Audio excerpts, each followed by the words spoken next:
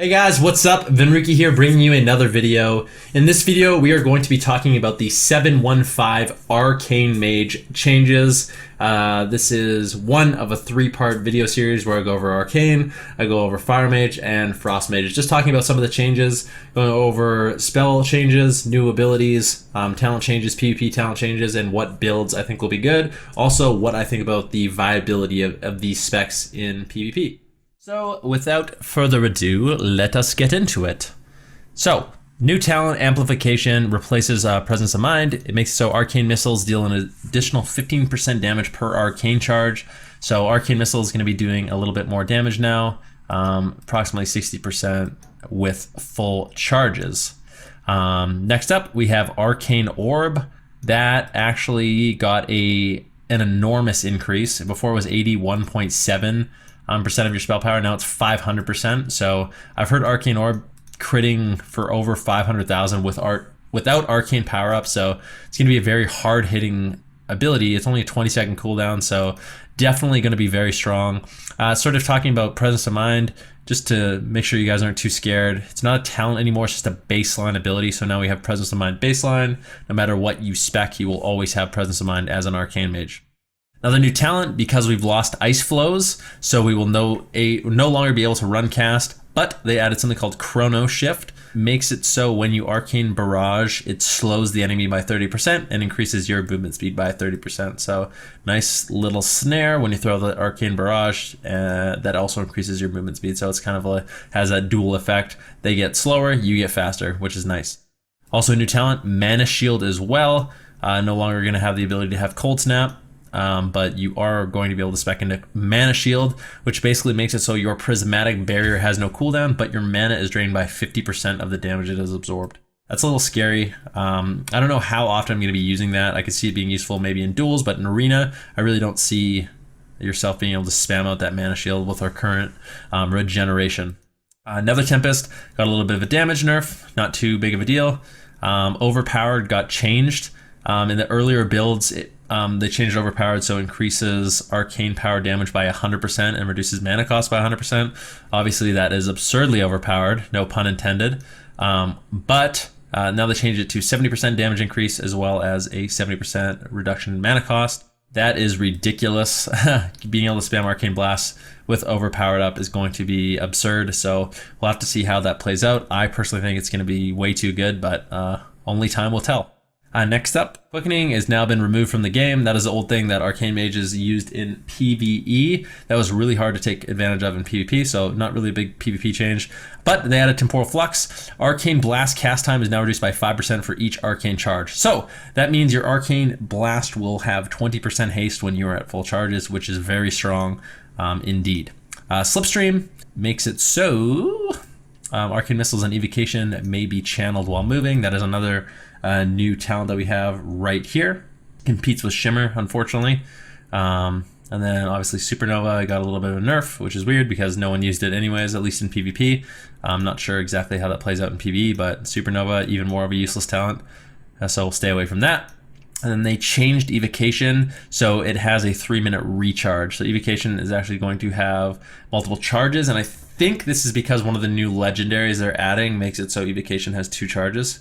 So yeah, I think that's only changed for a new legendary. Someone can correct me if I'm wrong. They removed Mage Armor, and similar to how Fire Mages got their new Fire Barrier, we have Prismatic Barrier. So instead of Ice Barrier, Arcane Mages now have their own new shiny barrier, Prismatic Barrier, which shields you for 30 seconds, obviously, puts up an Absorb, and then it also reduces magical damage taken by 15% and reduces the duration of all harmful magical effects by 25%. So very strong when you fight a caster. If the Chaos Bolt hits you, it's going to hit you for 15% less, or maybe not Chaos Bolt, a Glacial Spike hits you for 15% less when this is up. It also makes it so crowd control is going to be less on you as well. So making sure you get your Prismatic Barrier up before you get polymorphed or before you get feared is going to be particularly powerful, and that's going to be one of the advantages that an Arcane Mage has over a Frost Mage and a Fire Mage. But that means we no longer have Mage Armor. So they got rid of Mage Armor completely, and that means that you actually have to going to be reactively putting up your Prismatic Barrier to get that cooldown reduction as well as that magical damage reduction.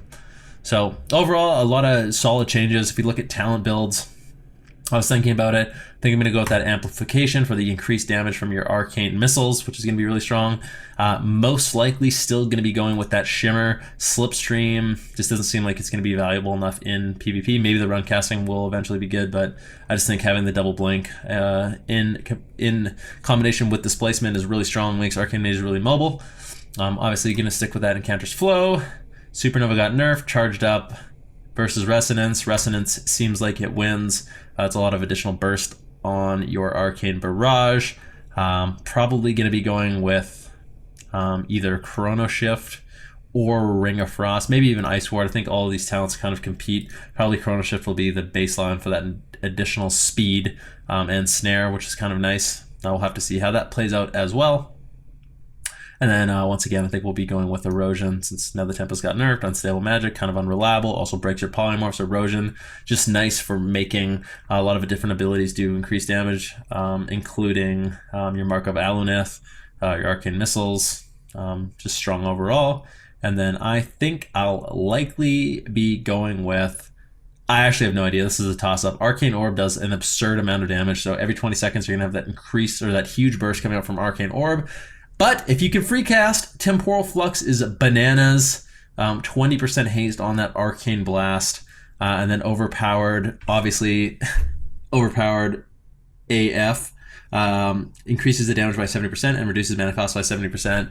All three of these talents are bananas. So it's going to be one of those things where this is like an ideal situation where all three talents are situationally good and going to be very strong. So I think it's going to be really hard to say which one we're going to be going with for certain. But one thing I can say certainly is that Arcane Mages are going to be very strong. A PvP talent calculator, really not too much going on there. If we look at the Mage PvP talent calculator specifically for Arcane, nothing changed except now we have Dampen Magic, which just reduces magic damage over time effects on you by 20%.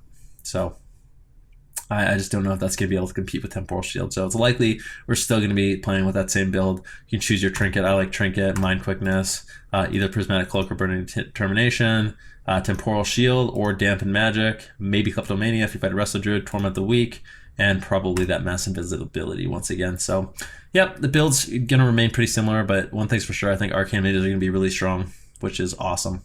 Thanks for watching, guys. Stay tuned for the Fire video as well as the Frost video.